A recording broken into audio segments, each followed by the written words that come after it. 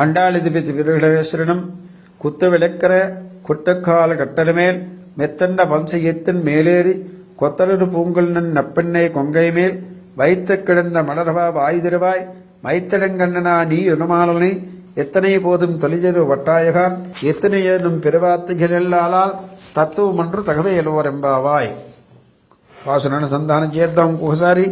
కొత్త వెలెక్కల కొట్టుకాల్ కట్టిన male మెత్తండ పంచయత్తన్ మేలేరి కొత్తలరు పూంగల్లన్ నప్పన్నై కొంగై male வைத்த கிடந்த மலர்வா வாய் திருவாய் மைத்திடங்கண்ணினாய் நீ என் மணவாளனை எத்தனை போதும் தொழில் சிறுவட்டாயகான் எத்தனை ஏழும் பெருவாத்துகள் இல்லாலால் తత్వమంటూ తగవేలువరెంబావాయ్. ప్రతిపదార్థం చెప్పుకుందాం. కుత్తు విళక్క దీపపు సెమ్మిలోని ప్రమిదలు ఏరియా నలుప్రక్కల వెలుగుచుండగా కొట్టు కాల్ కట్టెల మేల్ ఏనుగు దంతములతో చేయబడిన కోళ్లు కలిగిన మంచముపై మైత్రండ్ర మృదులమైన పంచయెత్తిన్ మేల్ సొగసు చల్లదనము మెత్తనము సువాసన తెల్లదనము అను 5 గుణముల గల హంసతూలికా తల్పమున ఏరి ఎక్కియుండి కొత్తు అలరు పూంగుഴల్ గుత్తులు గుత్తులుగా వికసించిన పూలమాలకచే నలంకృతముగు శుభగ కేశపాశముల గల నప్పెన్నై నీలాదేవి యొక్క కొంగై మేల్ స్తనముల మీద వయ్యెత్తి కిడంద మడరభా పరుండబడిన విస్ఫుట విశాల శుభగ వక్షస్థనముగల వాడా మా స్వామి వాయి తెరవాయ్ నోరు తెరిచి ఒక మాట మాట్లాడరాదా. వీరి ప్రార్థనను ఆలించి అతడు కరుణార్థ చిత్తుడై నోరు తెరిచి మాట్లాడటం ఆరంభింపగా నీలాదేవి వద్దని కనుసైగ చేయుట చూసి ఆమె అనుగ్రహమును సంపాదించుటకై ఆమెను ప్రార్థించుచున్నారు.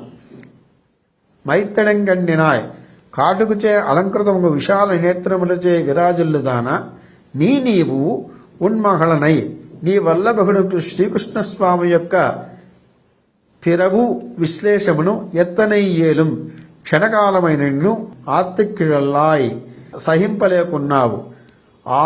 ఆహా చాలా ఆశ్చర్యము. ఎత్తనైపోదుం ఒక్క క్షణమైనను అతడు తుయిలిరాయి వట్టాయి ఘాన్ నిద్రను విడబుటకు సమ్మతింపుకున్నావు కదా. ఇటలు చేయుట తిత్తవమన్రు నీ స్వరూపమునకు తగదు, తగవరండ్రు నీ స్వభావమునకు ఇది తగదు. ఏల్ ఊర్ ఎంబావై ఆయ్ మన ద్వితీయ మంగళవ్రతము శుభముగా పూర్తి చెందును. దీనిలో విశేషంగా చెప్పుకొస్తున్నారు. ఆ నపినిబిరాటిని ప్రార్థన చేసి చాలా గొప్పదానమమ్మ అని చెబుతూ ఆవిడ పడుకున్నటువంటి మంచాన్ని గురించి చాలా శ్రద్ధగా చెప్పుకొచ్చారు. ఇక్కడ ఆండాళ్ళ తల్లి పంచసంయుక్తం వేరేరి 5 రకాలైనటువంటి గుణాలు దానిలో ఉన్నాయి.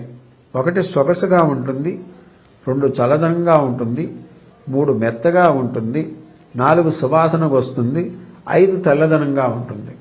ఈ 5 గుణాలు కలిగినటువంటి మంచం మీద అమ్మవారు పడుకుంది. ఆ అమ్మవారి యొక్క వక్షస్థలం మీద స్వామి నిద్రిస్తున్నాడు. అయితే వీళ్ళందరూ వెళ్ళి ప్రార్థన చేసిన అమ్మవారు చూసింది మెన్నకుండిపోయింది. అప్పుడు స్వామి చూసి మాట్లాడదామని ముందుకొస్తుంటే కనుసైగ చేసింది, ఎవరితో మాట్లాడద్దు అని. సరే, వాళ్ళు అది గమనించి అమ్మవారినే ప్రార్థన చేస్తున్నారు.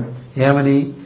ఎప్పుడూ కూడా నీ వక్షస్థలం మీద పడుకుని ఉన్నటువంటి నీ స్వామిని ఒక్క క్షణమైనా సరే నువ్వు విడిపోవటానికి నీకు మనస్సు రాదు.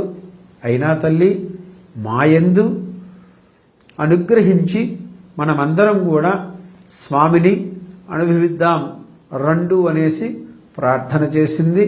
అప్పుడు అమ్మవారు సరేననేసి తన క్రీగంటతో అనుజ్ఞ ఇచ్చిన తర్వాత పరమాత్మ బయటికి రావడానికి ప్రయత్నం చేస్తున్నారు.